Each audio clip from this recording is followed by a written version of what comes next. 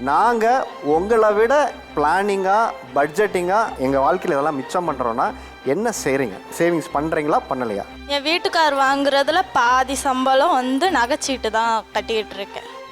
Gold coin sir, அப்புறம் fixed deposit குழந்தைங்களுக்கு. Husband வாங்குற சேலரியில் ஆஃப் த அமௌண்ட் வீட்டு செலவுக்கு, மீதி ஒரு கால்வாசி வந்துட்டு கோல்டு சேவிங்ஸ், மீதி வந்துட்டு நம்மளோட ஓன் செலவுக்காக. சார் நான் எங்கள் ஹஸ்பண்ட் வாங்குறதுல 100%ல் வந்து 50% வந்து வீட்டுக்கு செலவாகுதுன்னா 40% வந்து செல்வமகள் சேமிப்பு திட்டம், லைஃப் இன்சூரன்ஸ், அதுக்கப்புறமா வந்து அவங்களுக்கு போஸ்ட் ஆஃபீஸில் ஃபிக்ஸட் டெபாசிட்டில் போட்டு சேவிங்ஸ் பண்ணுறோம். இந்த மாதிரி சேவிங்ஸ் போயிட்டுருக்கு. இது தவிர்த்து நகை சீட்டு, குழந்தைங்களுக்கு வந்து ஒரு வருஷத்துக்கு அவங்களோட பிறந்த நாளைக்கு ஒரு குறிப்பிட்ட நகை எடுத்து வச்சிடணும், அந்த நகை சேமிப்பு இருக்கு. இது மாதிரி என்ன பிளானிங் பண்ணுறீங்க சொல்லுங்கள்.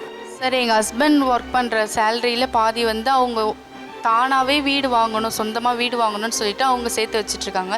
நான் ஒர்க் பண்ணுற சேலரியில் பாப்பாக்காக சேவ் பண்ணிட்டு வந்துட்டுருக்கேன் சார். சேவ் பண்ணிட்டு இருக்கீங்க. ஓகே. மந்த்லி பார்த்தீங்கன்னா ஒரு 10% ஒரு வீட்டுக்குன்னு எடுத்து வச்சுருவோம். அதாவது வீடு கட்டுறக்குன்னு எடுத்து வச்சுருவோம்.